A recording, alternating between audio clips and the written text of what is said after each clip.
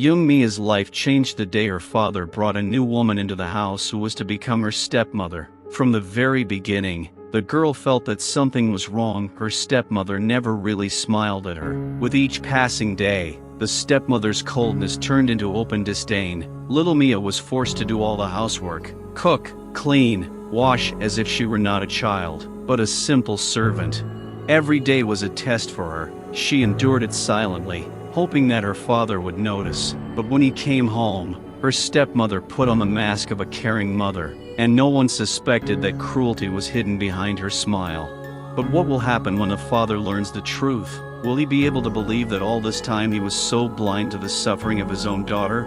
Hello, dear viewers, right where you are watching this video from. I wonder how many different parts of the world have united today for this story.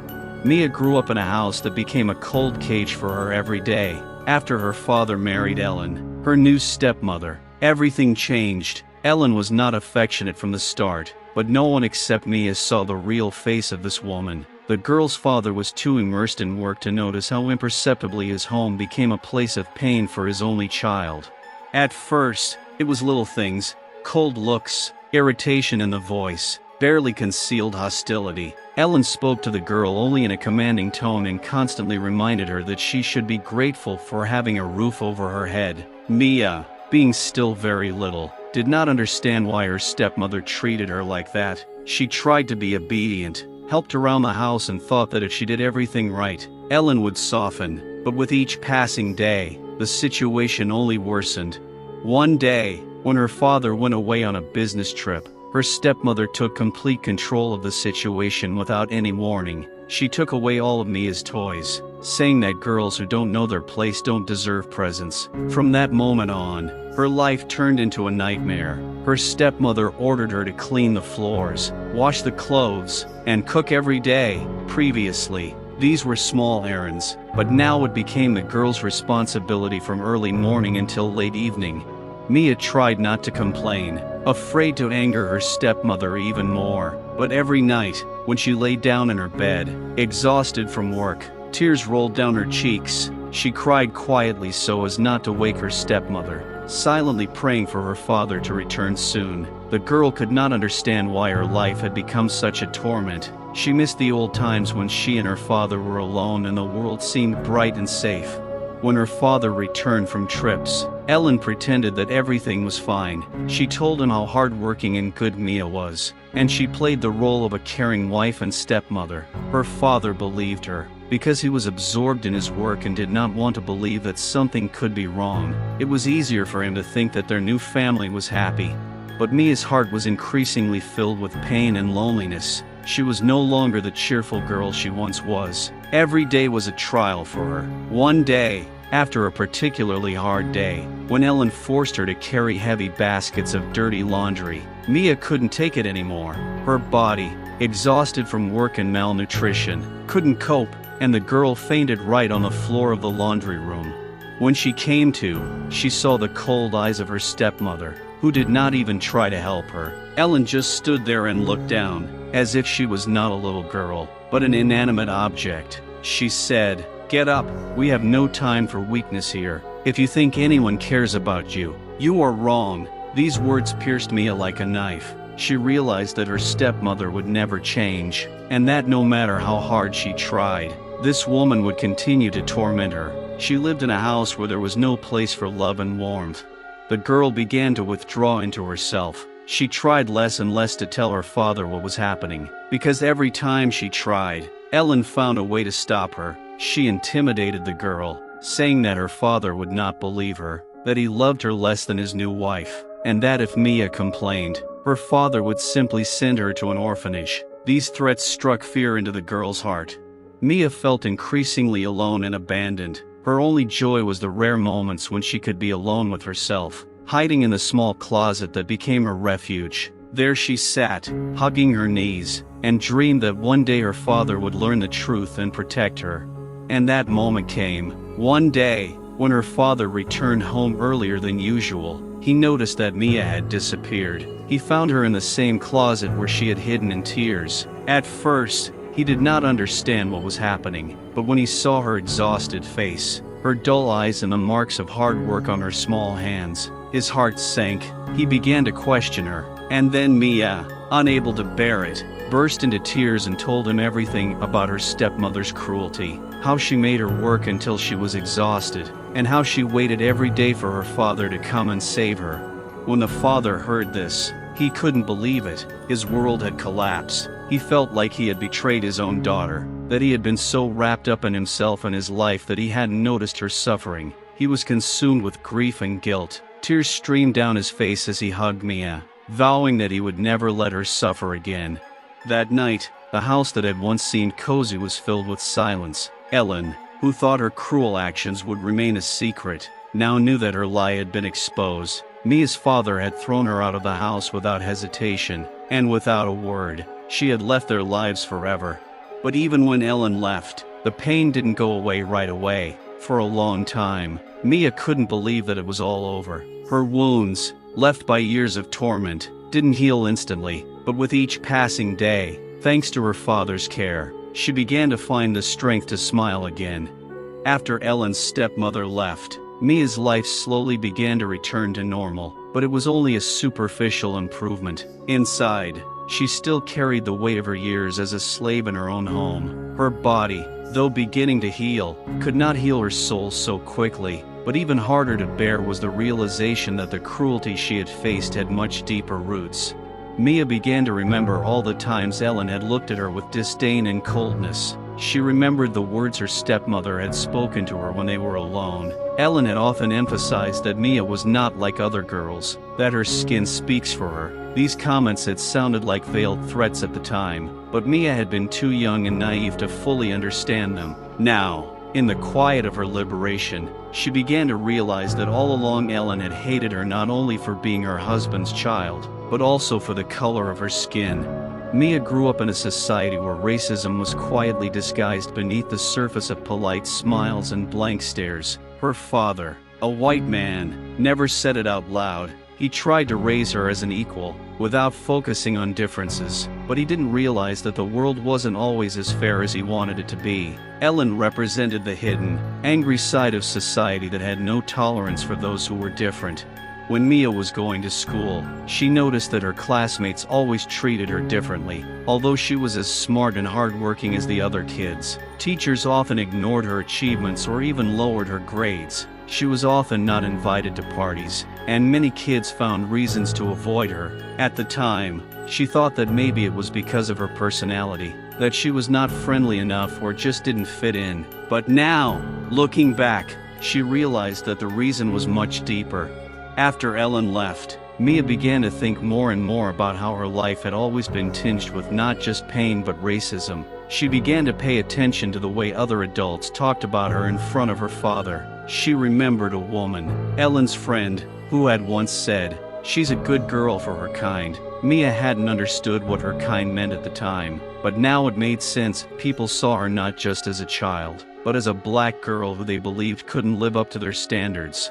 One day, when Mia and her father went to the supermarket, an incident occurred that opened her eyes to reality again. They were standing in line when the cashier looked at them with disbelief, as if she could not believe that a white man could be the father of a black girl. She asked, "Are you together?" Mia's father answered in the affirmative, but there was confusion in her voice, as if this scene was something strange and unusual. Mia felt her heart beat faster. It was so subtle, but so painful.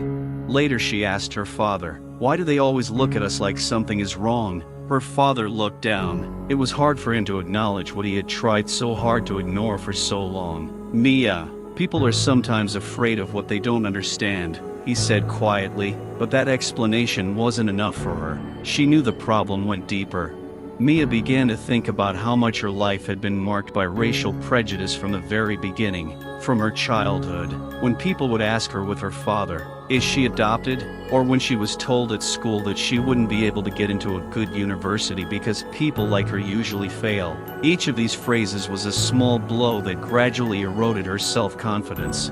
Now, after Ellen left, Mia began to talk openly with her father about racism, about how she felt. Her father was shocked. He couldn't believe that his daughter had suffered for so long without him seeing it. He realized that his desire to see the world as equal and fair was just an illusion, and that he had not protected his daughter from this cruel reality.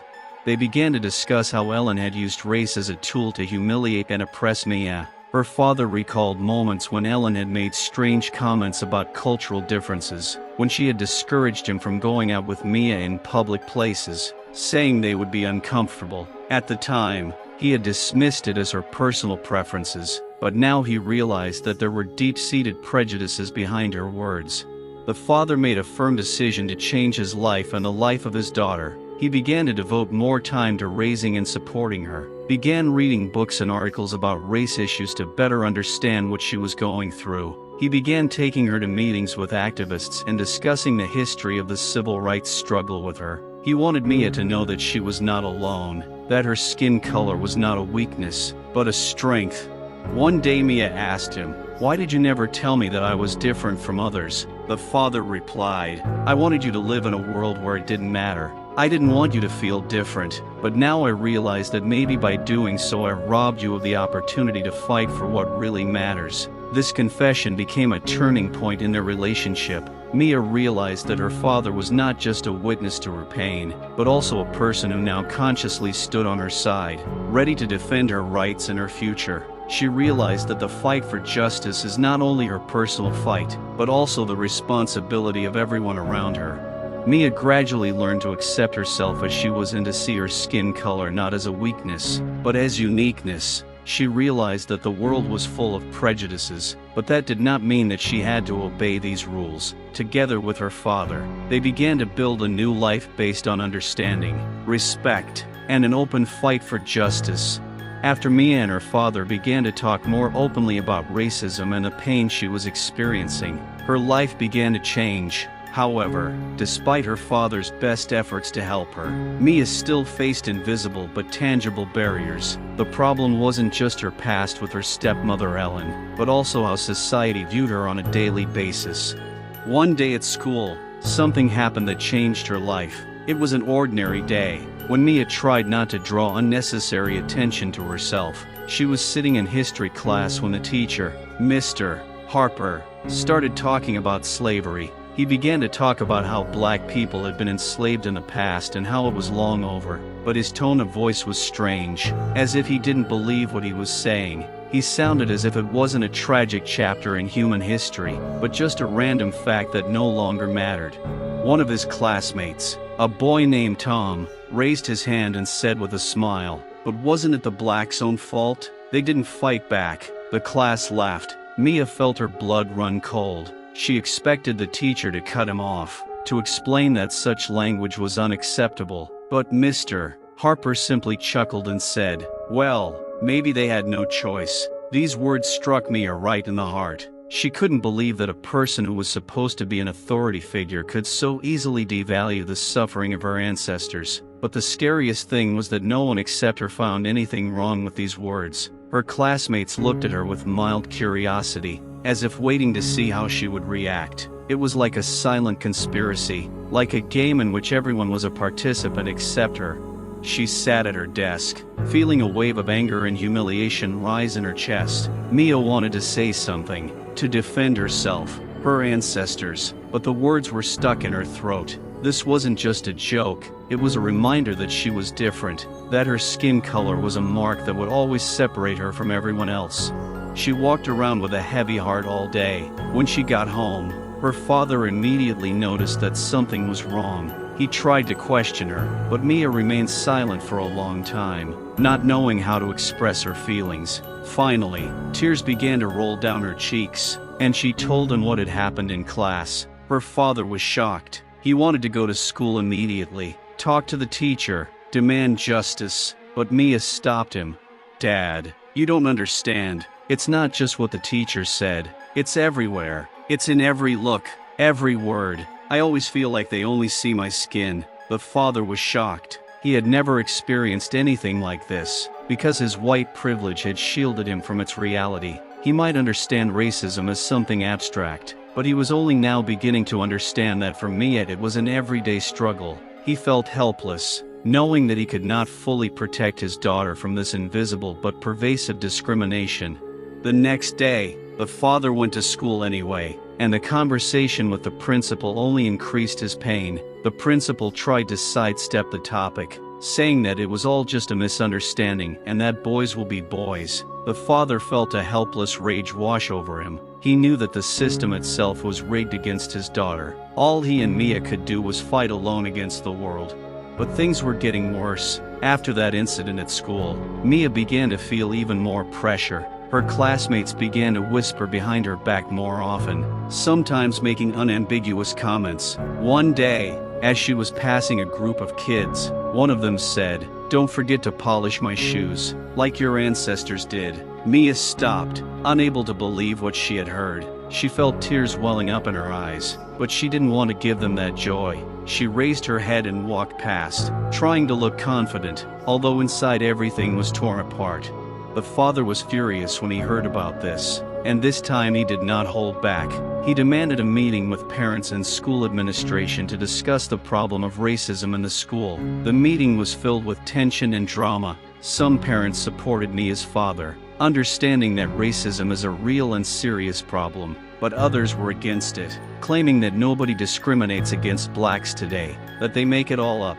One parent, James, made a scathing comment, "Well, maybe if they stopped complaining about their history all the time, no one would discriminate against them." The comment caused a stir among those who supported Mia's father, but James himself seemed completely unfazed. He said it as if his opinion was the absolute truth.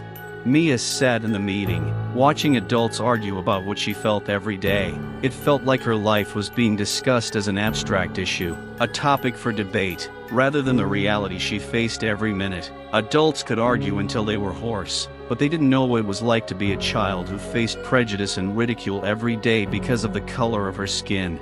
After the meeting, when the father returned home with Mia, he sat down across from her and said, "Mia, I know it's been hard, but you need to know one thing: I will always be on your side. We will fight together." Those words gave Mia a small boost, but she knew there were still many battles ahead. The world wouldn't change overnight. She continued to face ridicule, prejudiced teachers, a system that didn't see her as a whole person. But she realized she wasn't alone. She had a father who was willing to fight for her, and she was determined not to give up.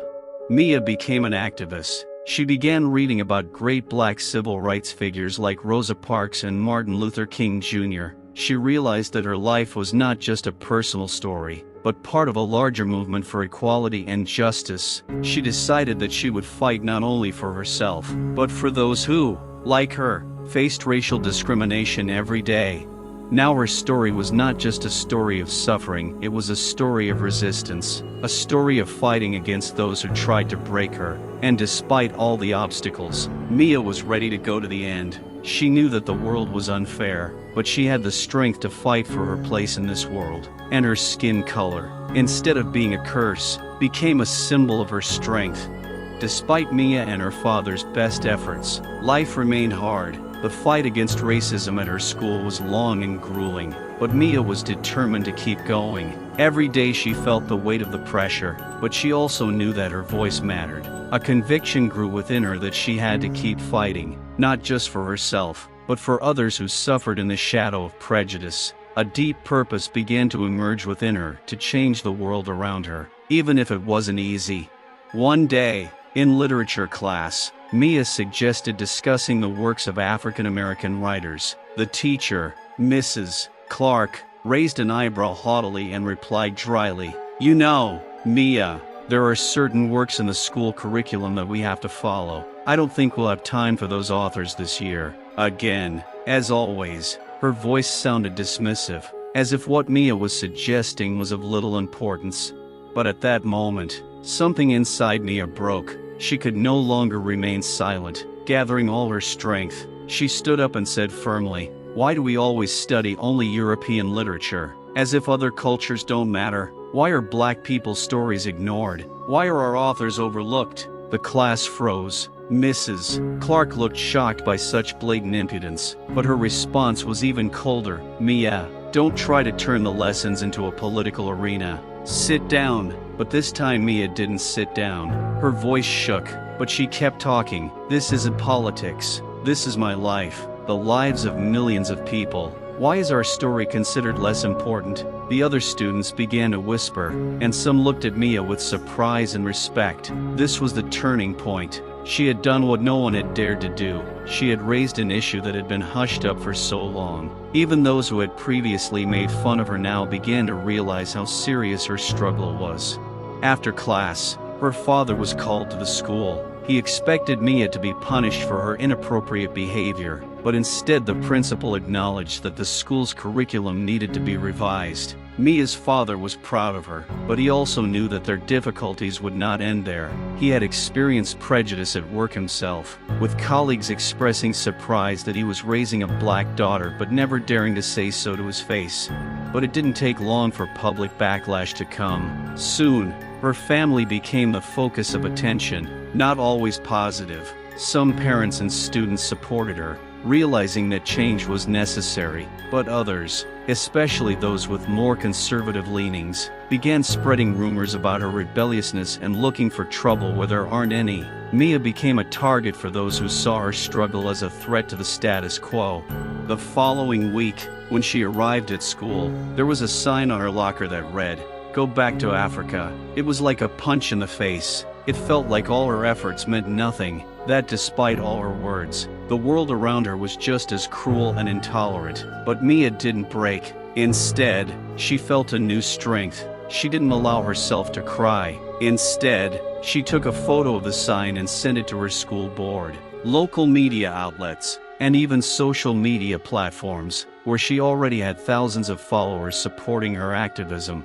The publication caused a stir. Local newspapers began writing articles about racism at the school, about how a student on the cusp of adulthood faced hatred simply because of her skin color. Many journalists came to the school to interview Mia and her father. Her story began to spread across the internet, and she quickly became a symbol of the fight against hidden racism in educational institutions.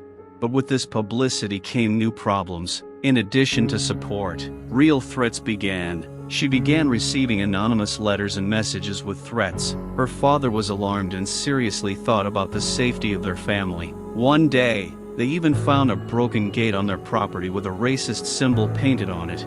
Mia began to feel that this fight had become dangerous not only for her, but for her loved ones as well. Her father, despite his fear for his daughter, supported her firm position. "We can't let them win, Mia," he said. "They want to scare us into silence, but your voice is what scares them." One of the turning points in her story was a meeting with Marcus Williams, a well-known activist who fought for the rights of African Americans across the country. He read Mia's story online and asked to meet. At the meeting, Marcus told her, "Mia, what you are doing is not just fighting for yourself. You have become a symbol for many other people who cannot or are afraid to speak up. They are trying to break you because they know you are strong." Those words inspired her to continue the fight. Marcus invited Mia to speak at one of the rallies against racial injustice in their city. Mia, although scared, agreed. On the day of the rally, she stood on stage in front of hundreds of people. Many of them were African American, but there were also many whites, Asians, and Latinos, people who had come to support the fight for equality. Mia felt like her voice mattered. She spoke about her experiences, about what it means to be a black girl in a world that tries to silence her. She talked about her school, about the racism she experienced firsthand. At the end of her speech, the room erupted in applause. That day marked the beginning of a new chapter for her. After the rally, she became more involved in human rights work, speaking at conferences, participating in television debates, writing articles about systemic racism in schools and educational institutions. She began organizing support groups for other children who, like her, had faced discrimination. But despite this, the fear was always there. The threats never stopped, and her family still lived in tension. But Mia knew one thing: her fight was not temporary. She was part of something bigger. The fight for equality was not just her personal cause, it was a duty to all those who could not raise their voices. She realized that her mission was not only to protect herself, but to help others see the truth, to fight, and to speak out. Mia's life began to change rapidly. Her activism attracted the attention of not only local but also national media. She became a symbol of the fight for equality, and this gave her incredible strength. However, The more support she received, the deeper the shadows around her life became. One late evening, while her father was at work, Mia received a strange message on her phone. It was anonymous, and the text consisted of just one phrase: "You don't know anything about your real family." The words made her heart skip a beat. She couldn't figure out what they meant. A real family? She repeated to herself, trying to figure out what that could mean. Mia tried to ignore it, writing it off as another provocation or an attempt at intimidation, but something about those words made her think deeper. She couldn't shake the strange feeling that there was something more to it than a simple threat. The next day, Mia decided to talk to her father. She had long felt that there was something he was hiding, but she had not dared to bring it up. At dinner, she began cautiously, "Dad, have you ever thought about our family? Where I'm really from? Do you know something I don't?" Her father suddenly tensed, the spoon froze in his hand, and his eyes darted around for a moment, as if he were searching for the right words. Mia noticed this and felt her heart quicken. "Why do you ask?" he asked, trying to remain calm, but Mia noticed the tremor in his voice. "I received a strange message. It said that I don't know anything about my real family. Is that true?" This time, the father couldn't hide his anxiety. He put down his fork, looked at Mia with a long, intense gaze, and finally sighed. "You must know the truth," he said. "I've been meaning to tell you for a long time, but I kept putting it off. Forgive me for that." Mia froze. Her father's words cut through her consciousness, and she felt a tight knot in her stomach. He continued, "When you were a little girl, I adopted you. You were born into another family. Your mother and I, she, Ellen, was not your biological mother, but she never knew it. She took you in as her daughter, but your biological mother was African American." The words hit Mia like a bolt from the blue. She couldn't believe her ears. Adoption? Everything she knew about her life suddenly felt shaky, unstable. Her breathing became ragged. "Why did you hide it? Why didn't I know?" Mia's voice trembled with emotion. The father lowered his head and quietly answered, "I didn't want you to feel any more alienated than you already did. When you were little, I didn't think it mattered. I loved you, and I thought you were just our daughter. But now I realize I should have told you everything. Your birth mother, she walked out of your life right after you were born. I never knew why, but one day, I was told that she was involved in some dangerous things. I was afraid that if you found out, your life would get even more complicated." Mia was shocked. Her head was spinning with the amount of information. Everything she knew about her identity seemed like a lie. Why had her father decided to tell her now? Why had he hidden the truth for so many years? But what struck her most was the thought of her real mother. Who was she? Why had she left? And what were these dangerous things? Mia decided that she had to find out the truth. She began her search, digging deeper into her past. In the archives, she found the name of her biological mother. Her name was Lorena Williams. This name meant nothing to her, but her search continued. She became interested in her fate and found old articles in the local newspaper. It turned out that Lorena was a famous activist, a fighter for civil rights. However, her name suddenly disappeared from the public space about 16 years ago, just about the time Mia was born. Mia began to realize that her mother may have been far more powerful than she could have ever imagined. But what happened to Lorena? Why did she leave her daughter's life? What was she doing that made her disappear?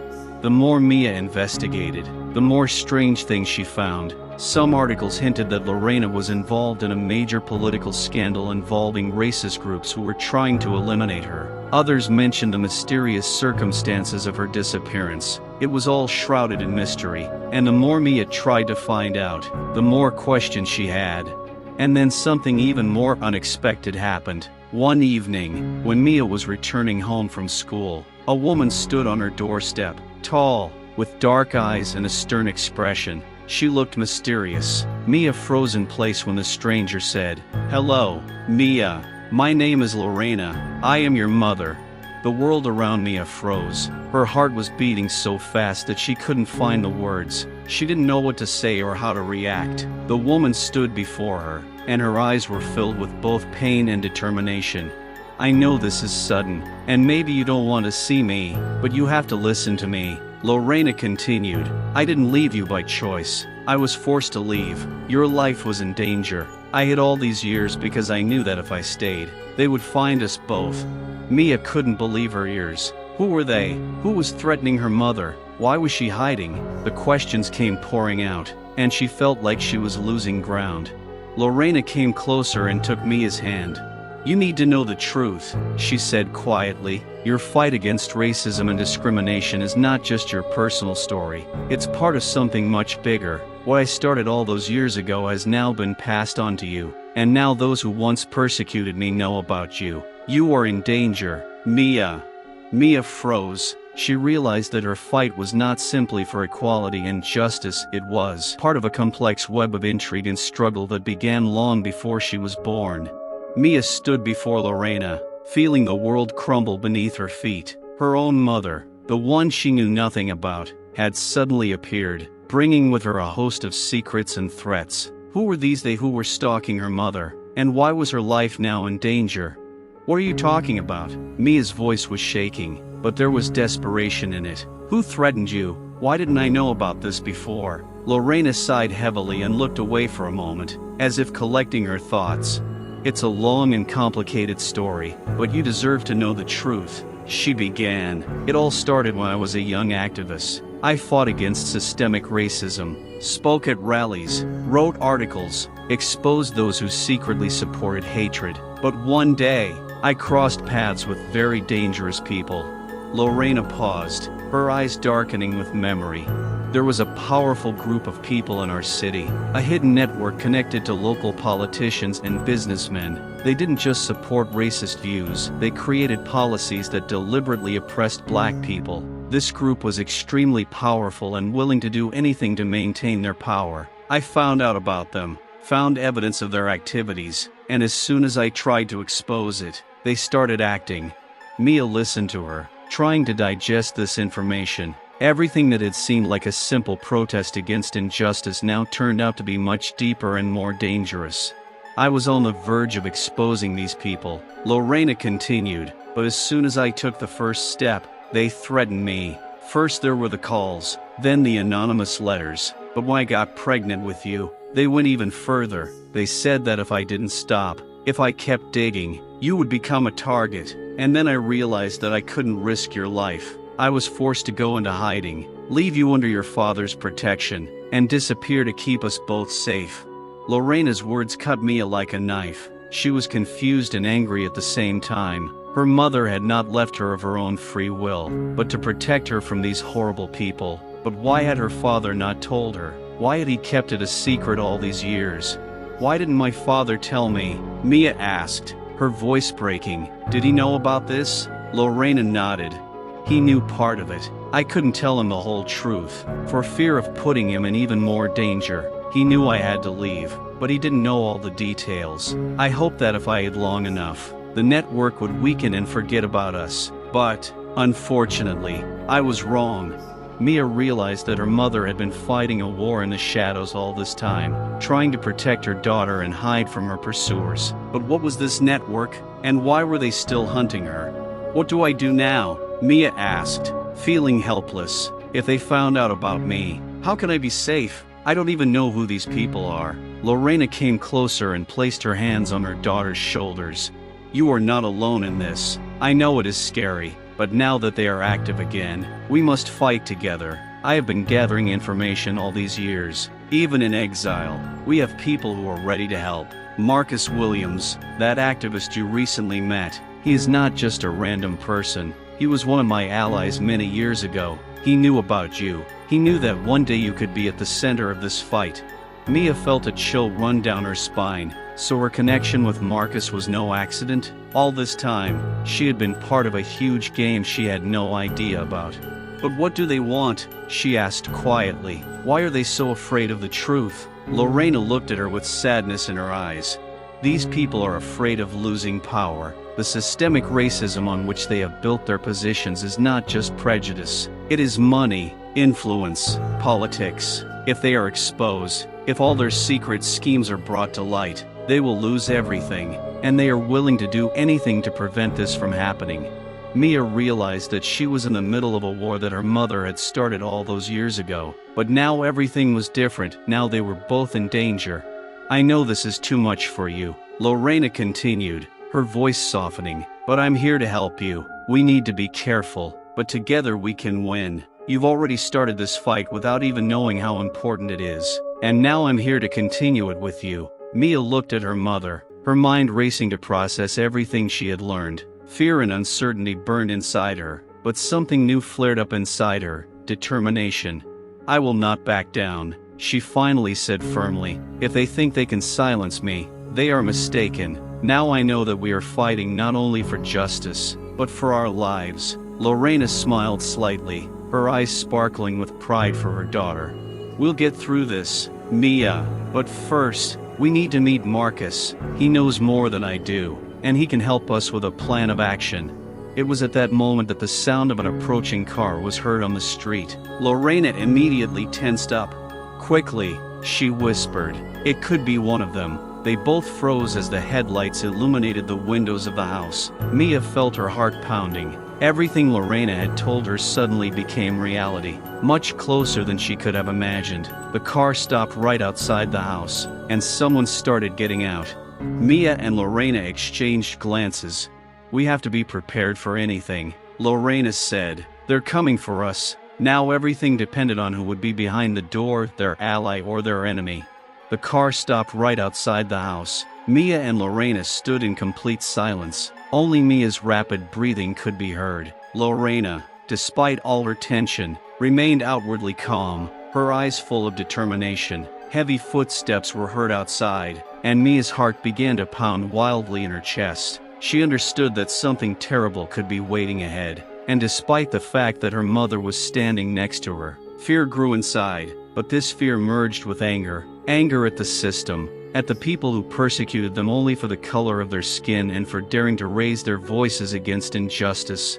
There was a knock on the door. They knocked confidently, as if they knew they would be let in. Lorena glanced quickly at Mia, made a gesture for silence, and walked toward the door. Mia watched her, feeling the tension in the air thicken. Lorena approached the door, peered cautiously through the peephole, and paused for a moment. Then her shoulders relaxed. She opened the door. Marcus Williams stood in the doorway, his eyes filled with worry. "Lorena, we have to go. They're getting closer," he said, quickly scanning the street. Lorena nodded silently and motioned for Mia to come over. Mia breathed a sigh of relief when she realized it was their ally, but her heart was still clenched with worry. How could they suddenly be in danger? Weren't they just people trying to fight for justice?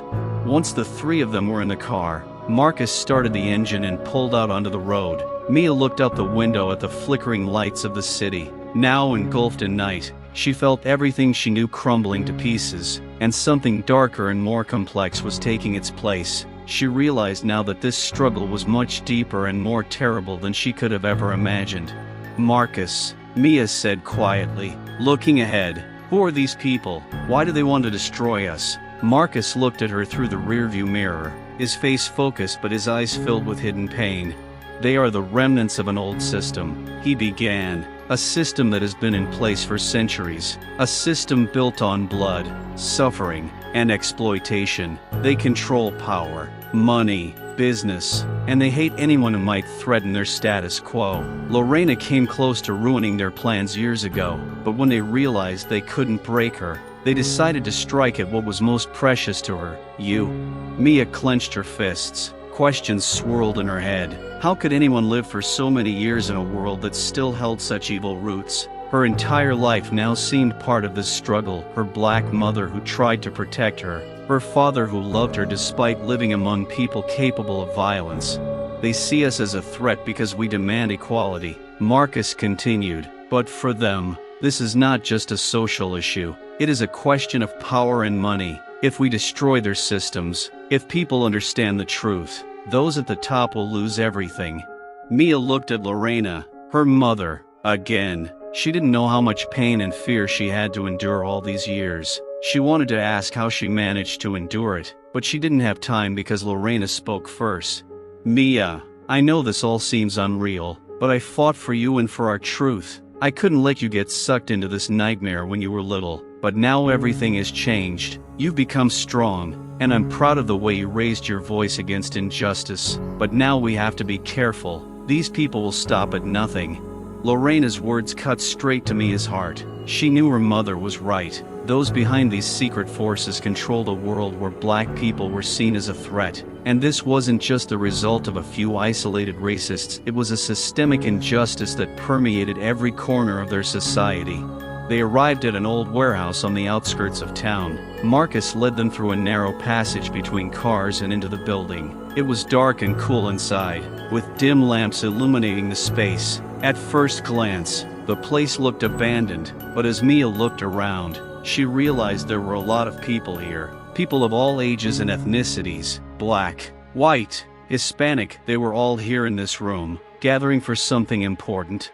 "Welcome to headquarters," Marcus said, sounding confident in this safe haven. "This is where we coordinate our fight." Mia looked at the people around her. She saw faces full of determination, people who were willing to do anything to change the system. These weren't just activists, these were fighters, ready to fight for what was right.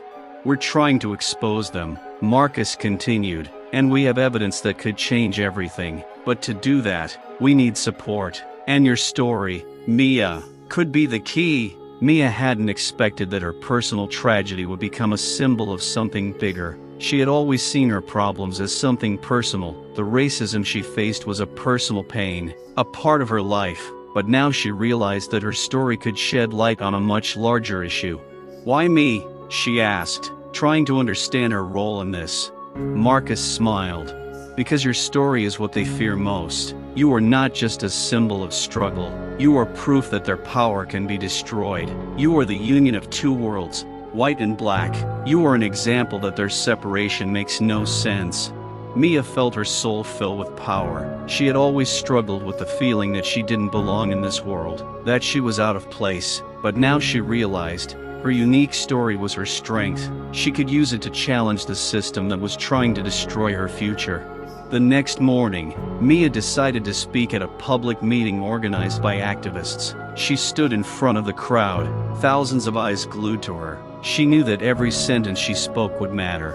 "My name is Mia," she began, her voice shaking with emotion, but the strength growing with each word. "My mother fought for what's right, for our freedom, and for every person, no matter their race, to be able to live without fear. But the system in front of us is built on racism and injustice. It oppresses us, brings us to our knees, but we can't stay silent anymore."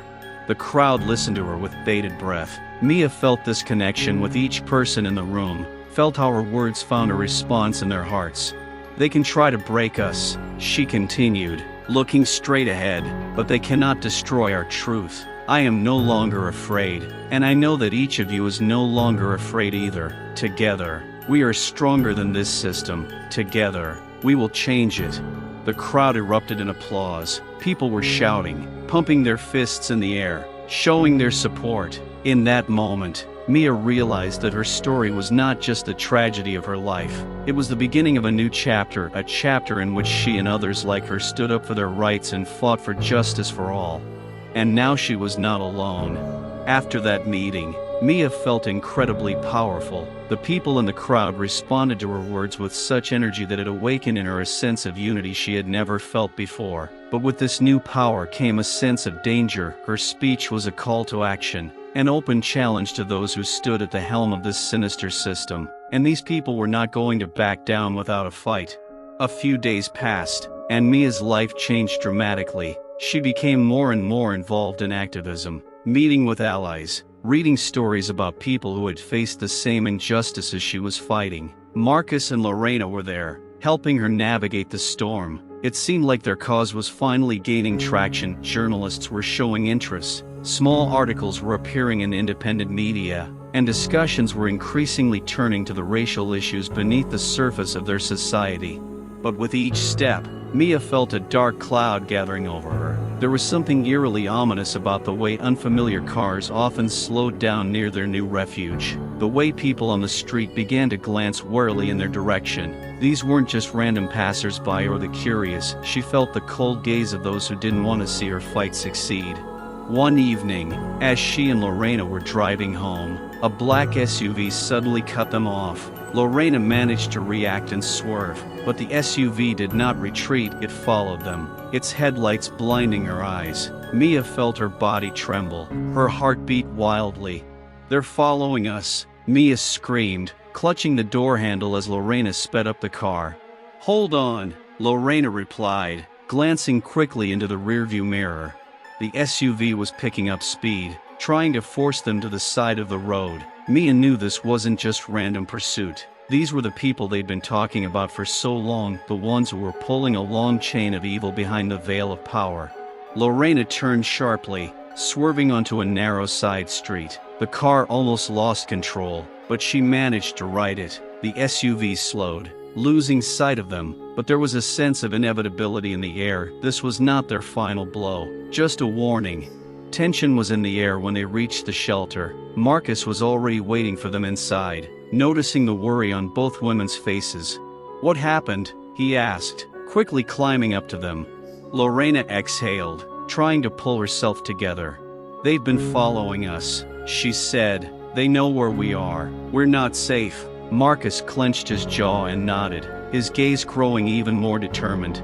"It was expected. When you spoke at the meeting, they realized that you were not just a silent witness. You became a threat to them, and now they will do everything possible to stop us." "But what now?" Mia asked, feeling helpless. "They could come for us at any moment. We could lose everything. We have to go all the way," Marcus said calmly. "We can't back down. That's what they want, for us to be scared, to run away, to shut up. But we're not like that. We're fighting for the truth, and the truth is on our side." That night, when Mia went to bed, she couldn't sleep. Every rustle and sound from the street made her jump. The thought that they could be tracked haunted her, but what worried her even more was what was at stake. Her fight was no longer personal. It was a battle for everyone who had ever faced oppression and injustice. She knew there was no turning back. The next day, they decided to gather more evidence that could help expose those behind it all. Lorena suggested going back to the old house where her archives were kept. There were documents, photographs, conversation recordings, anything that could prove the guilt of influential people. Mia didn't know that this day would be a turning point. When they pulled up to the old house, she immediately noticed how everything had changed. The house seemed abandoned, the windows were boarded up, and there was silence all around. Lorena carefully opened the door and walked inside.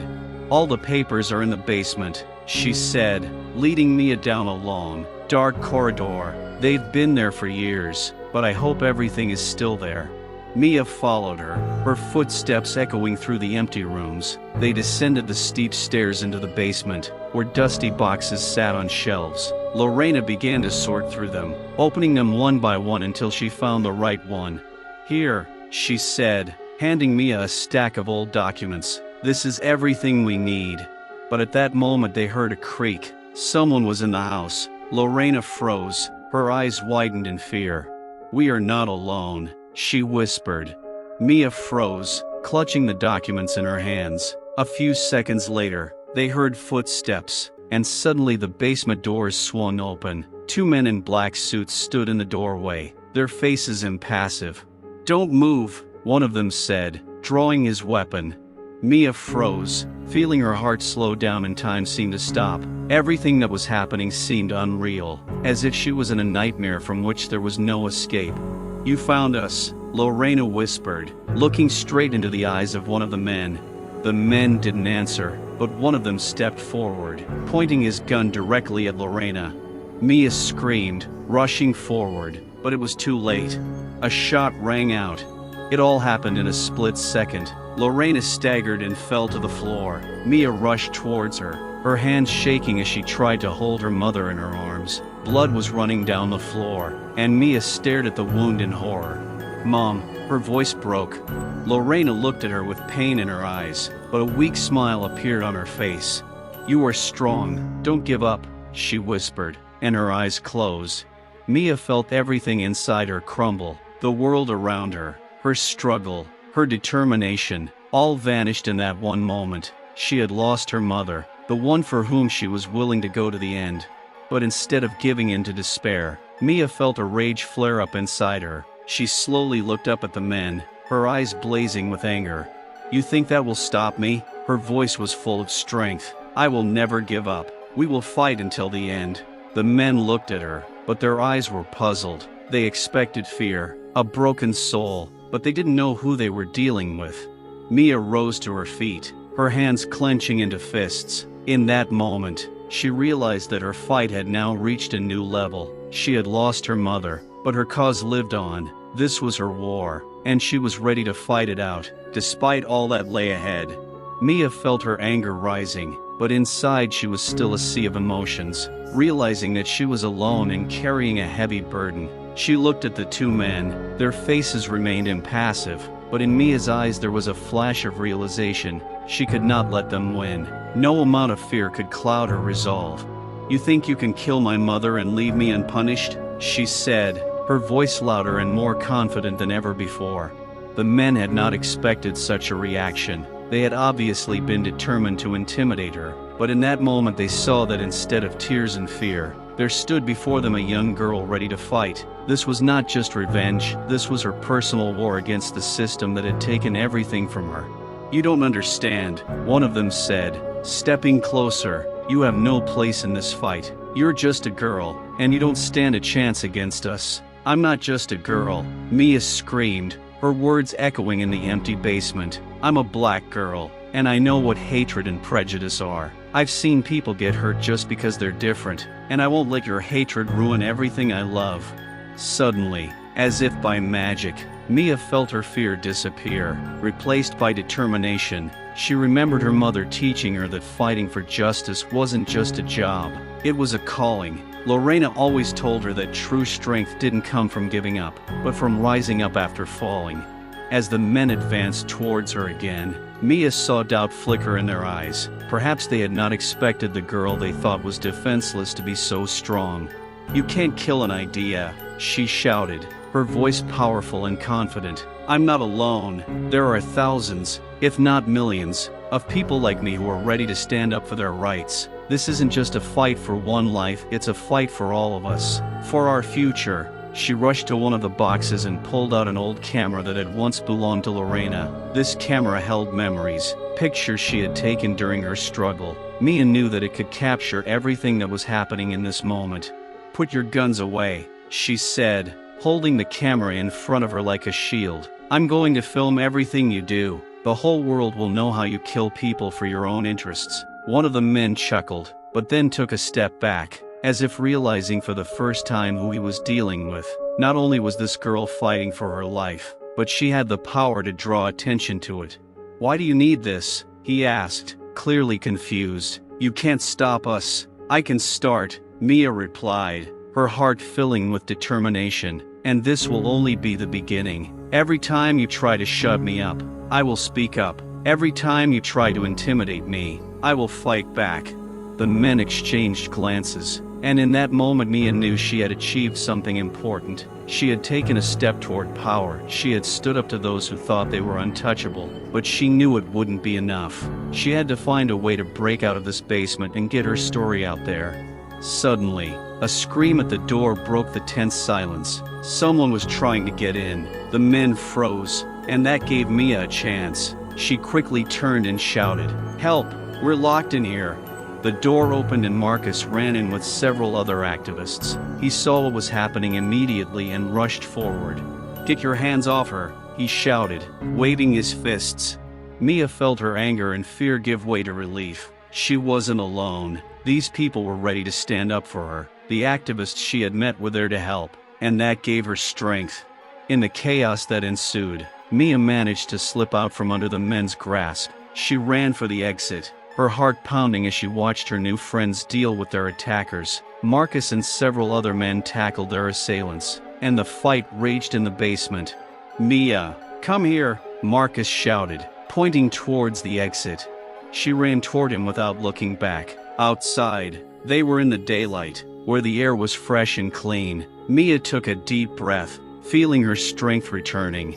After this incident, their lives changed forever. Mia knew that her fight was just beginning. They created a new support network and began to gather people willing to speak out for their rights. Marcus, Lorena, and other activists inspired her even more. Mia began to realize that the system they were fighting against wasn't just a manifestation of hatred or bias. It was a deep shell that held the effects of centuries of stereotypes and oppression. It was something that reverberated through the economy, education, the justice system everywhere Black people faced injustice. One day, they organized a meeting that was attended by hundreds of people. Mia decided to share her story to give face to all those who suffered from racism and prejudice. She knew that her words had to convey to everyone that they were not alone and that only together they could change the situation. "Each of us is history," she began, her voice shaking but the determination burning within her. "We were forced to remain silent, to hide in the shadows. But now is the time to speak, time to share our pain and our strength. I lost my mother, but that only makes me stronger. I am no longer afraid. I know that with every step toward justice, I am not alone. We are together."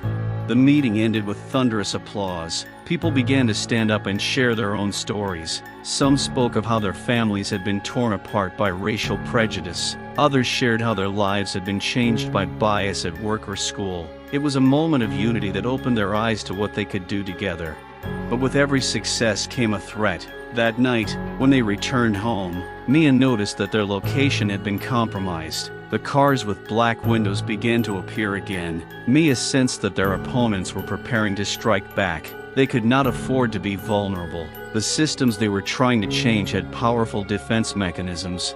Soon they received information about a planned protest against racial injustice. This was an opportunity to show that they would not back down, even if fear consumed them. Mia, Marcus, and Lorena decided to speak out, but they knew they had to be careful. Protests that drew thousands of people always attracted those who wanted to wreak havoc. They had a plan. They would bring a group of activists with them to protect the protesters from possible attacks. But despite all the preparations, Mia was worried inside. She couldn't shake the thought that she might lose more than she already had. Finally, the day of the protests arrived. The crowd gathered in the park and there was an air of hope. Mia and her team prepared posters with slogans about equality, justice, and unity. People came from all over the city and soon the square was full. As the protest began, Mia felt the energy in the air. She stood on the stage, surrounded by allies, looking out at the crowd that had gathered in the park. Her heart was pounding with excitement. She felt like this was the moment she had been waiting for her entire life. Around her were people of all ages and races, united by a common purpose. This wasn't just a gathering, it was a manifesto of unity against oppression. "We are here today to say that enough is enough," Mia began, her voice strong and powerful. "We will no longer remain silent about the racism and bias that is tearing our society apart. We are here to say that we are equal and that everyone has the right to live without fear." The crowd roared in response, and Mia saw people raise their signs and shout in unison. The moment was filled with a powerful energy that made her feel hopeful. But she knew there was still danger lurking around the corner. They couldn't afford to be vulnerable this time. Every step in this fight could cost them their lives, and they were prepared for it. Meanwhile, in the shadows, away from the crowd, a few people were watching the protests. They were the men from the basement, their faces full of rage and hatred. They couldn't let this momentum continue to grow. The protest wasn't just a confrontation for them, it was a challenge. "We have to stop them," one of the men said, his voice shaking with anger. "They think they can do whatever they want and no one will stop them." The other man nodded. "We need to act now. They trust their power too much, and that is their mistake." Gathered in a dark alley, they began to plan their response. It was a conversation filled with hatred and malice, and each of them knew they would do anything to destroy the movement they so despised. Mia continued to speak, her words filled with sincerity and passion. "We are here to protect our loved ones, our culture and our heritage. We do not want our children to grow up in fear. We do not want any of us to suffer because of the color of our skin." The crowd erupted in cheers again, and it gave her strength. She felt warmth and energy permeating her entire being. These people were her support, her allies, and she was ready to fight for their rights, as they fought for hers. Suddenly, cars appeared on the horizon. Mia noticed several cars with black windows slowly approaching the protest site. She felt a foreboding sign of trouble, and her heart sank. "Oh no," she whispered, her voice shaking with fear. She turned to Marcus, who was standing nearby. "I think they're here," she said, pointing to the approaching cars. Marcus looked around quickly and his face became serious. "We need to be prepared. I'll call the police and let them know what's going on. We can't let them disrupt this protest." But before he could do anything, the cars stopped and several men dressed in black got out. They looked menacing, their faces hidden by masks. The crowd began to panic. People began to retreat, but Mia knew they couldn't let fear get the better of them. "Stay where you are," she shouted, raising her hands to calm the crowd. "We are here to fight, and we cannot retreat." Suddenly, one of the men at the back of the crowd pulled a metal object from his belt and rushed toward the protesters. He shouted something unintelligible, which became a signal for the others. The air filled with screams and clashes as the crowd began to panic, trying to break free. Mia saw people getting lost in the chaos. She felt anger and determination filling her again. No matter who they try to intimidate, we cannot give up, she screamed. We are strong, and we will stand by each other. The men with guns started to approach, but Mia wasn't going to give in. She rushed towards the stage, and her eyes met Marcus's. They both knew this was their chance. "We must protect the people," he shouted, clenching his fists. Mia nodded and they both began to move towards the crowd, trying to help those who were surrounded. They helped people get out from under the pressure, leading them to safety. "Stay together," Mia shouted. "Don't let them separate you." The crowd began to gather, and people began to rise up for each other. This was important. Now they needed to create a single unit to resist the attack. "We have to stick together," Mia whispered, supporting several wounded who were falling from fear and pain.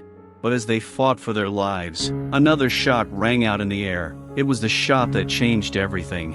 Screams and sounds of struggle filled the square. Mia saw people falling and panic setting in around her. Everything they had done had been to protect each other, but now they were surrounded by violence.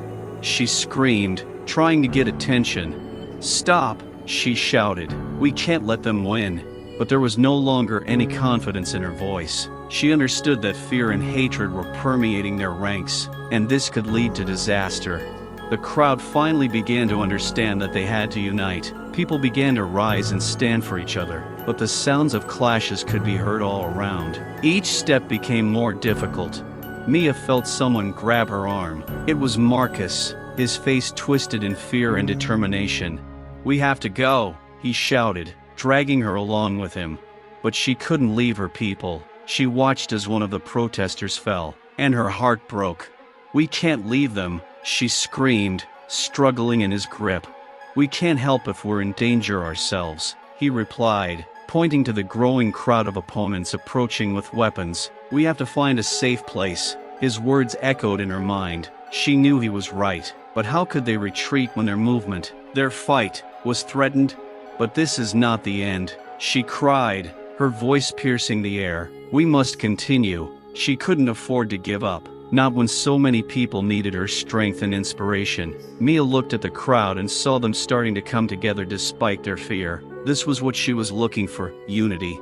"We can do it," she screamed. "We're together." And in that moment, everything changed. People began to stand up and support each other, united in determination. It wasn't just a movement, it was a force that could stand up to hatred and prejudice.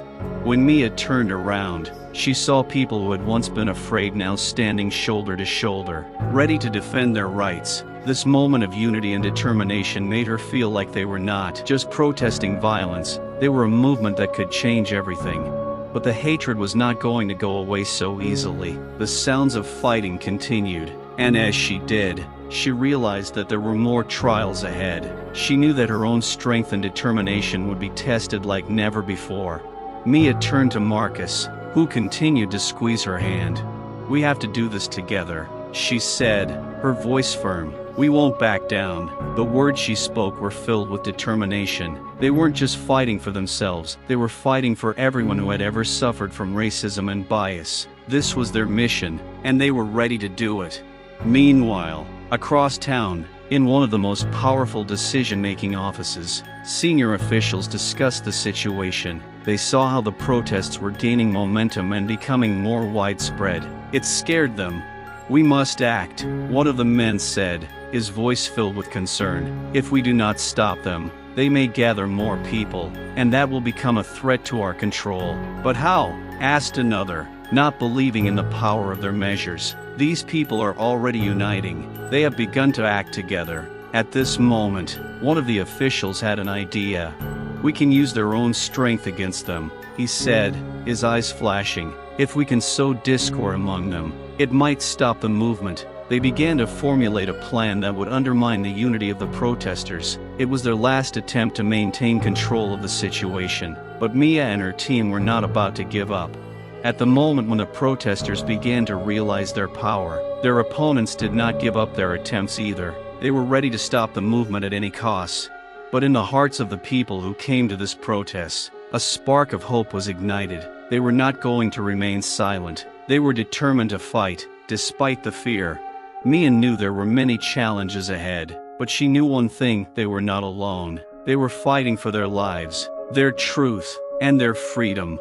The world was full of fear and hatred, but at this protest they showed that love and unity can conquer everything. But the challenges that lay ahead were incredibly difficult. What had started as a movement was now turning into a real war for rights. Mia understood that every decision, every action would have consequences. When she looked at the people who were coming together, she knew that they had the power to change the world, but the road would be hard, and they had to be ready for it. And yet, in her heart burned the desire to make the world a better place. With each day, with each struggle, they came closer to their goal: justice and equality for all. Mia was willing to continue, and in that spirit they found hope. As chaos erupted in the square, Mia felt her heart squeeze with fear and excitement. She knew this wasn't just a protest, it was a fight for their rights, for their lives and their future. The people around her were fighting not only hatred, but their own fears and doubts. The crowd, previously united by a common goal, was now beginning to panic. The screams and sounds of struggle grew louder, and Mia noticed some of the protesters starting to scatter, losing faith in their own strength. She tried to shout to calm them down, but her voice was lost in the noise. "Don't retreat, we must stick together," she repeated, even as her own fear grew. At that moment, one of the men with a gun, standing at the edge, saw the crowd disperse. He raised his hand and, shouting, rushed forward, waving his pistol. "Get out of the road, blacks!" His scream echoed in the square, and this word, completely hatred, exploded in the air, like a lightning blow. Mia felt a shiver run down her spine. Her inner fear was intertwined with rage. It wasn't just a word, it was a symbol of all the hatred they faced every day. The crowd froze again, as if the word had robbed them of their strength. They were afraid. They didn't know how to react. But at that moment, when they were about to scatter, Mia felt that this was her chance, a chance not only for her, but for everyone. "I'm not afraid," she screamed, raising her hands to get attention. "We can't let this fear break us." But her words did not reach everyone again, and the hatred continued to spread like a dark shadow. When she tried to move forward to stop the violence, someone grabbed her arm. It was Marcus. "Mia, don't go there." His voice was full of alarm. "It's dangerous." She paused, looking into his eyes. In their depths, she saw her own fear reflected, but also determination. This was more than just their own existence. This was a fight for the future of their children and everyone who had ever suffered from prejudice.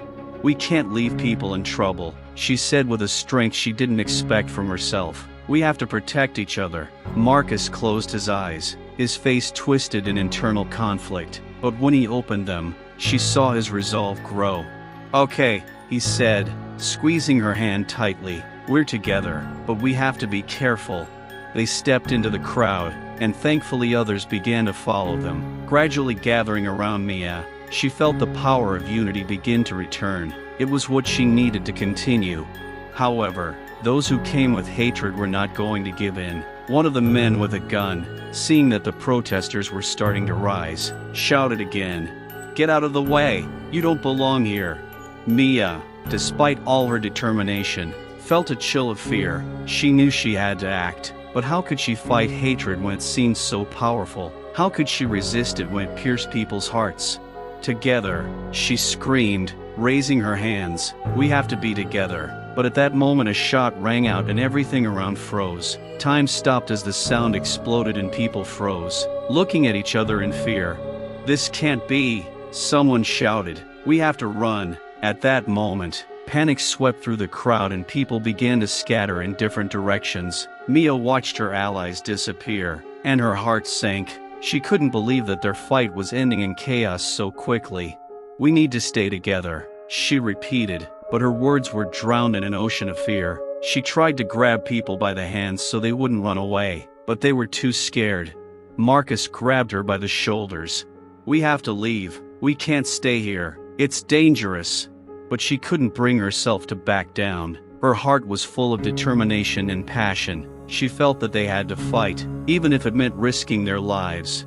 At that moment, a second shot rang out and someone fell to the ground. Mia turned around and saw one of the protesters who was trying to protect others get shot. Screams of fear filled the air, and at that moment, she knew they had to act immediately. Marcus, help me, she screamed, rushing towards the fallen man. She knew it was risky, but there was only one question in her heart. How could you leave someone in trouble? She couldn't watch someone suffer because of hatred. Marcus couldn't help but follow her, and they both rushed towards the wounded man who lay on the ground, his face distorted with pain. Please hold on, Mia said, leaning over him. We'll help you. But at that moment, a third shot rang out. It all happened so fast that Mia didn't have time to react. She felt something hit her in the chest, and pain shot through her body. Mia fell to her knees, her world spinning. Mia! Marcus screamed, rushing towards her. His hands shook as he tried to help her. Oh, no, no, please don't go. She tried to speak, but the words wouldn't come. She looked into his eyes, and they reflected her entire life, moments of happiness, struggle and hope. She felt her strength leaving her, and in that moment she realized they were never meant to leave each other. I'm with you, she said, trying to focus on his face. But no matter how much she wanted to fight, her body began to betray her. Pain washed over her like a dark wave, and she felt her consciousness begin to fade. Marcus held her hand, his eyes filled with tears. He knew he couldn't let this happen, and he tried to do everything he could to help. I won't let you go, he shouted, his voice full of despair. We'll get through this together. At that moment, the world around them was in chaos. People were running in different directions, but Marcus stayed with her. Despite all the danger, he couldn't let her go. Mia, you have to fight, he repeated, his voice shaking with pain. But she knew her time was running out. She tried to hold on, but every moment was getting harder. In that moment, she remembered why they were fighting, not just for themselves, but for those who couldn't. We must fight, she said with difficulty, but her voice was full of determination. It was at that moment that a loud roar filled the air. It was the police cars that had pulled up and the crowd dispersed, filling the square with the sound of sirens. We're here, one of the policemen shouted, running out of the car with a megaphone. Everyone disperse. Marcus felt hope rise in his heart again. He knew he couldn't leave Mia alone, but now they had a chance. We're here to help, he shouted, raising his hand. Help, she's hurt. The police officers, seeing the situation, quickly ran up to them. One of the officers immediately began checking Mia, his face expressing concern. Hold on, girl, we'll help you, he said, calling an ambulance. Marcus held her hand tightly, and in that moment, Mia felt that she was not alone. They were fighting together, and it gave her strength. Even as her body weakened and the pain grew, a sense of unity blazed in Mia's heart. She knew that their fight would not end here. This was just the first step toward change, and she was ready to fight for those who could not. An ambulance soon arrived and the medics began working to keep Mia alive. She felt consciousness slipping away, but every effort they made brought her back to reality. Stay with us, one of the medics said, his voice confident. We won't abandon you. Mia tried to focus on their words, but everything around her became blurry. She thought of the other protesters who remained in the square. And what had happened? This moment was not just horror, but a sign of new hope. "Marcus," she said as her consciousness began to shake like a leaf in the wind, "we need to continue." "I know," he said, squeezing her hand. His eyes were shining with tears, but there was also determination in them. "You have to live. We will fight for all of this together." Meanwhile, the protesters who had seen Mia fall began to unite. The fear and hatred they had encountered had only spurred them into action. They couldn't just leave this behind. "We will not remain silent," one of them shouted. "We must fight for our sister." The crowd began to gather again. Each of the protesters understood that this was not just a fight for rights, it was a battle for human dignity. They began to shout, raising their hands in a sign of unity, and their voices merged into a powerful chorus. "We are for Mia! We are for Mia!" The shouts became so loud that they could be heard beyond the square. This was not just a protest, it became a movement. People began to organize, finding strength in each other, and instead of running away, they stayed, ready to fight. In the hospital, Mia slowly came to her senses. She opened her eyes and saw white walls and flickering lights. A doctor approached her. "Hello, how are you feeling?" he asked, looking at her carefully. She began, but her voice was weak. She felt the energy leaving her. "Don't talk too much," the doctor said. "You were in danger, but you're safe now. We'll take care of you." But there was uneasiness in her heart. She remembered what had happened and that her struggle was not over yet. "Marcus," she said, remembering how he held her hand when everything happened. The doctor nodded. "He is here. You can be sure that he will not leave you alone." It gave her strength. She knew that despite everything, they would still be together, and it gave her hope. Meanwhile, on the street, the protesters continued to fight. They gathered people from different parts of the city, and their voices echoed loudly. Each of them was ready to stand for the truth, and they began to organize a plan of action. "We need to create a platform," said one of the organizers. "We need everyone to hear us." "Yes, we have to do this right," added another. "We will demand justice for Mia and everyone who has suffered abuse." A group of activists began discussing how they could draw attention to their fight. They created an online petition, began distributing leaflets, and began planning rallies. Everyone was ready to work tirelessly. A few days later, Mia was discharged from a hospital. Her condition had improved, but the physical pain remained. However, the inner courage she had discovered was stronger than any pain. When she returned home, Marcus met her. He was full of anxiety and joy at the same time.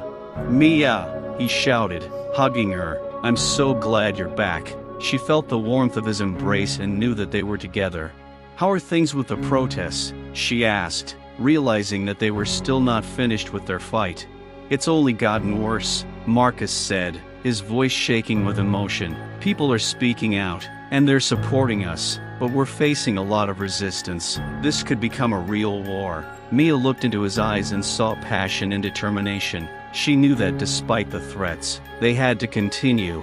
"We have to be there," she said, realizing that their fight would not end until they made a change. They began to organize, gathering people who were ready to come to their defense. The protests became more widespread, and they attracted the attention of not only local but also international media. Amid all this struggle, a new hope arose in Mia's heart. She knew they were not alone. Behind every protest were families, mothers, fathers, and children, and their shared pain brought people together. But the hatred and prejudice were stronger than they could have imagined. One day, as the protesters were gathering for a peaceful rally, they received news that another tragedy had occurred in the city. Another person had been killed. The news came as a shock to everyone. Mia stood in the square where people had gathered again and felt anger flaring up in her soul. She looked at the faces of the people around her, their suffering and determination burning in their eyes. "We can't stay silent," she screamed, raising her hands. "We have to do something about this." The crowd responded with a single cry, full of rage and passion. They began to unite, and at that moment something incredible happened. They decided to hold a march to honor the memory of the victim, and at the same time to show that they would not give up. When the day of the march arrived, the crowd was bigger than ever. People brought posters, photographs of the victim, and despite all the tragedy, There was a sense of strength and unity in the air. Mia stood at the front, her heart beating in unison with the crowd. She felt like this was a moment where they could do more than just protest. This was an opportunity to change society. The procession moved through the streets, each step bringing them closer to their goal. They raised their voices, demanding justice and respect. "We won't leave until we are heard," the shouts rang out, echoing off the buildings. At some point, the crowd reached the square where the first tragedy had occurred. Here they stopped and silence fell upon them as everyone pondered what had happened. Mia raised her voice. "We are here to show that we are not afraid. We are here to show that every person's life matters." The crowd responded with a loud shout, and in that moment something changed. Hope arose in their hearts, and they felt that they could change the world. But the hatred was still waiting to strike. As the protesters began chanting their slogans, a group of counter-protesters gathered nearby and were not about to let this go. Their faces were full of hatred, and they began to approach. "Get out of here," one of them shouted, waving his fists. "We don't need your protests here." The crowd stopped, but Mia felt that now was the time when they couldn't retreat. "We're not leaving," she shouted back, her voice determined. "We're here to fight for our lives." It was the beginning of a new struggle. Hatred had bared its teeth again, and they were on the brink of a new tragedy. Every moment was now filled with tension, and they knew that the world around them could explode again. But there was a strength within them, a strength that would not allow them to give in. Mia and her companions were ready for this. In that moment, they united, and fear was replaced by hope. "Together we are strong," she cried, raising her hand, and in response, voices of unity rang out. Soon their protest became more than just a fight. It became a movement that united people of different races, cultures, and beliefs. Each stood for their own rights, but they all sought one thing: justice. People began to organize meetings, discussing how they could change the law, drawing attention to the problems they were facing. Mia became one of the leaders of this movement, and her voice became one of the loudest. However, as they began to see success, the hatred returned. Opponents began to attack their rallies, and media coverage of their actions became increasingly negative. It was a scary time, full of struggle and tears, but it was also a time of hope and change. Mia knew they couldn't give up. She felt people around her starting to rise up, and she had to lead by example. Every day she took to the streets, spreading her message of love and unity. One day, when they were about to rally again, there was a meeting with local authorities. Mia and her colleagues gathered to discuss how they could continue the fight, and this meeting turned out to be decisive. Yet, deep down, there was fear that this could all end in tragedy. She knew that hatred would not simply disappear, and they had to be prepared to fight. "We have to remember what we're fighting for," she told a group of activists. "Every one of us is important, and every voice matters." The crowd agreed, and they began to discuss how they could continue to support each other and work towards their goal. Their unity grew stronger. But when they started getting attention, talk of violence flared up and the hatred crawled out of its hole again. One night, when Mia returned home, she noticed that someone had left threats at her door. "We know who you are. Get out before it's too late," the note read. She knew the hatred was not going to stop, but her resolve did not weaken. She knew her fight was important, and she was not going to give up. A few weeks later, Mia was at the height of her activism when she was invited to an interview. She knew it would be a chance to tell her story and bring attention to their struggle. In an interview, she spoke about her pain, what happened, and how important it is to unite against hatred. "We must remember that love is always stronger than hate," she said, her voice confident. "We cannot let fear stop us." This was a turning point for the movement. People started reaching out to them for help, and their voices began to be heard. However, despite their successes, the threat was still in the air. Hatred did not leave them alone, and they knew that there was still a long way to go. Mia could not forget about those who suffered from hatred, and every day she looked for ways to help others. She began to conduct workshops, sharing her knowledge on how to combat racism and bias. However, one day when she returned home, she saw the signs of hatred again. On her door were written threats and words that hurt her soul. "Get out of our city," the sign read. This was a heavy blow to Mia. She felt her resolve begin to waver, but then she remembered all those who supported her and those who suffered. "I can't give up," she said, clenching her fists. "We have to keep fighting." And they continued, despite all the obstacles. Every day was a new challenge, and every time hatred tried to break them, they only became stronger. A few months later, the protests reached their peak. There was a new energy in the movement, and Mia felt that they could change the world. "We are for justice," they shouted, raising their posters. They knew this was their chance to show that they would not give in. This was not just a movement, this was a war for their rights, for their future. But at that moment, hatred tried to tear their unity apart again. As they gathered for the final rally, opponents appeared, ready for violence. The crowd was filled with fear again. "Don't be afraid," Mia screamed, raising her hands. "We can't let this stop us." At that moment the crowd united and they all stood shoulder to shoulder. They understood that now they had to be stronger than ever. "We will not surrender." Their voices thundered, and the hatred retreated. Just when they felt they were on the verge of victory, something unexpected happened. One of the participants witnessed another act of violence. This again attracted the attention of the media, and they knew they had to act. Mia took the stage again, her voice full of determination. "This is not just a fight for us. This is a fight for everyone who suffers from hatred," she said. "We must unite to show that we are not afraid." And at that moment the crowd exploded with shouts. It was the beginning of a new movement, and they were ready to fight for justice, for life, for love. Now they knew that their strength lay in their unity. Every step brought them closer to their goal, and every voice created a new wave of hope. Mia understood that their struggle was only the beginning, and despite all the trials, they were ready for the future. The world would change, and they would be at the forefront, fighting for truth and justice. Each of them was part of something bigger, and they knew that together they could change the course of history. Mia believed in the power of her words and the power of unity. She knew that every step was a step towards change, and this moment was the beginning of a new era. And they will continue to fight, despite all the obstacles, because hope burned in their hearts. Hope for a better future, where there will be no place for hatred, but only love and understanding. Thus, their story became a symbol of the fight for rights, and they knew that they had the power to change the world in their hands.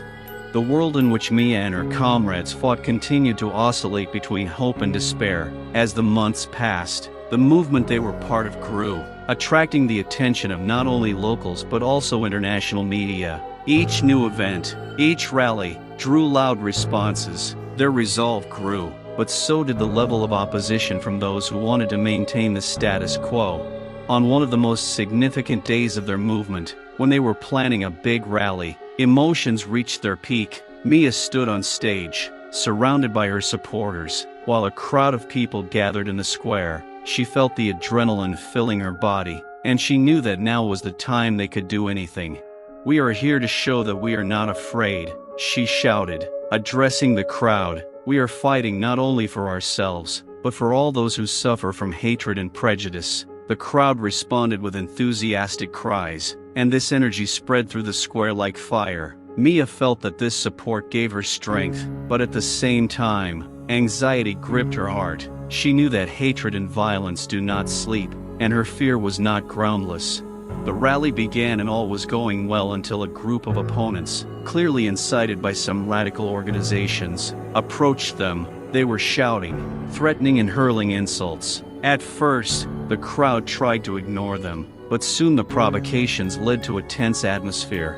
"Get out of here," one of the opponents shouted, thrusting out his fists. Mia saw the situation escalate and fear gripped her. She knew that if this was not stopped, something terrible could happen.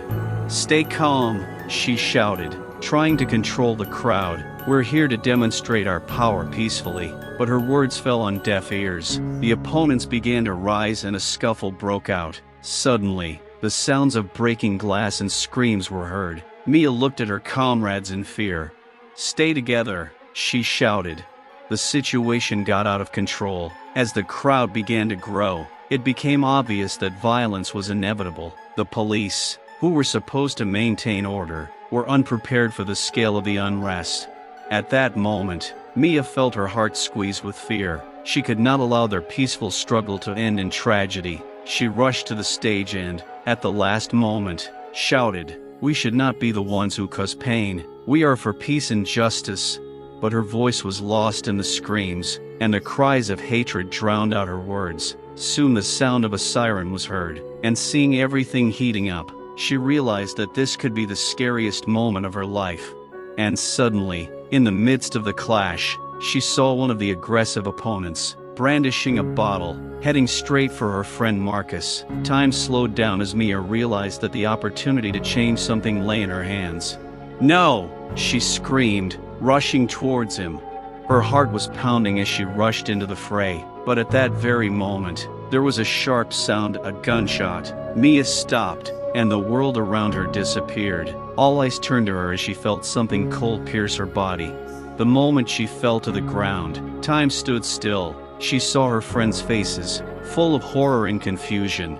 "Mia!" Marcus shouted, rushing towards her, his eyes full of tears. "Mia, please hold on," her friend screamed, her voice cracking with grief.